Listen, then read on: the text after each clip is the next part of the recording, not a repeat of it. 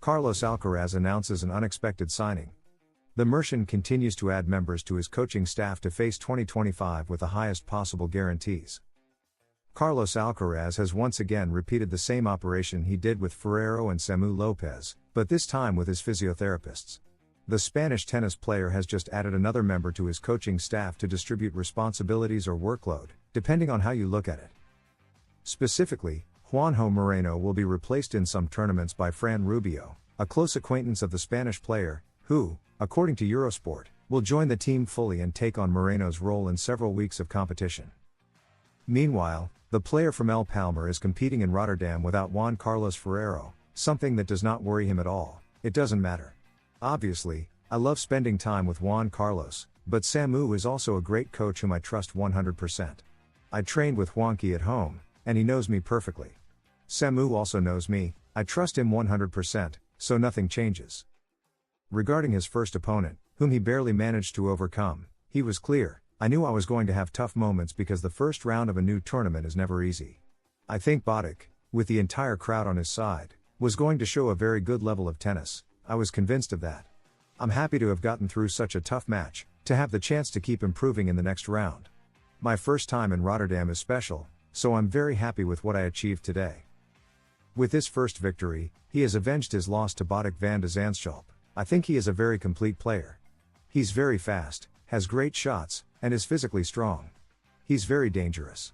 You never know what he might surprise you with. He's capable of hitting incredible shots, and that's what makes him so dangerous. The matches I've played against him, he's shown a great level of tennis, but I'm happy to see that these kinds of players have to bring out their best version if they want to beat me. On the other hand, he analyzed the conditions of the tournament, which are not very favorable for him. But he does not want excuses. I had good training sessions to adapt, but it was complicated. New balls, everything seems to move very fast. And after 2 or 3 rallies, the ball becomes very big, making it a bit difficult to play aggressively with them. Even so, I don't want to complain about that. I feel like you can still show a good level of tennis. Carlos Alcaraz's new threat in Rotterdam.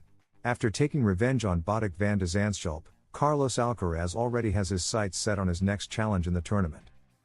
The Spanish tennis player, currently ranked world number 3, debuted with a victory, 7-6, 3, 3-6, and 6-1, against the Dutchman Botic van de Zandschulp, 84, in the first round of the ATP 500 in Rotterdam.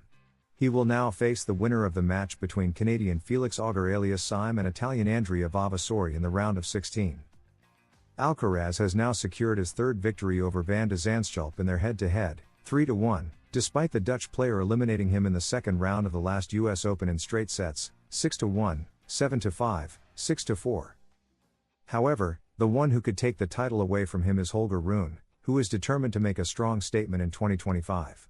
After a solid performance at the Australian Open, where he lost to champion Jannik Sinner, he is now competing in the ATP Rotterdam 2025, and his start has been dominant. He defeated Lorenzo Sonego, who had already demonstrated his great level in Melbourne, in straight sets, 7-6-4, 6-4. But before a potential showdown with Carlos, the Dane will have to face another Spanish player. In the second round, his next possible victim will be Pedro Martinez, who defeated Roberto Bautista in the Spanish duel, 6-3, 6-2. Carlos Alcaraz shares his first impressions of Rotterdam. After a tough first-round match, Carlos Alcaraz spoke to the media and analyzed the challenges he faced. I had good training sessions to adapt, but it was complicated. New balls, everything seems very fast. And after 2 or 3 rallies, the ball becomes very big, making it a bit difficult to play aggressively with them. Even so, I don't want to complain about that. I feel like you can still show a good level of tennis.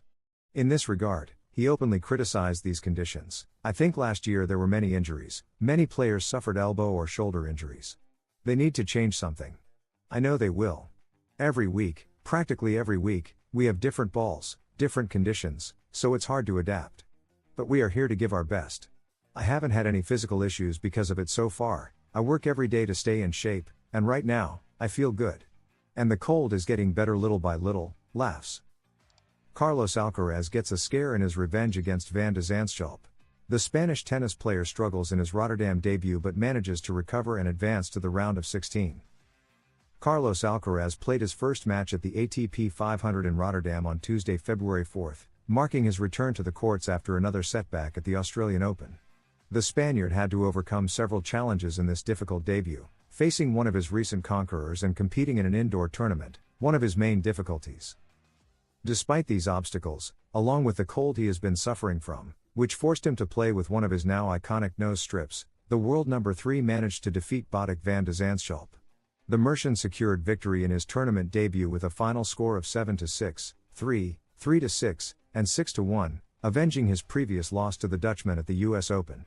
However, despite the win, Alcaraz had a real scare. Carlos Alcaraz gets revenge on Van de Zandschulp in Rotterdam. The match did not start well for the Spaniard, as Van de Zandschulp put him under pressure. In fact, the Dutchman was very close to taking the first set, but Carlitos once again showed his ability to recover, turning the set around despite being behind. However, in the second set, he had little chance, with Van de Zandschulp fighting for every ball and forcing his errors.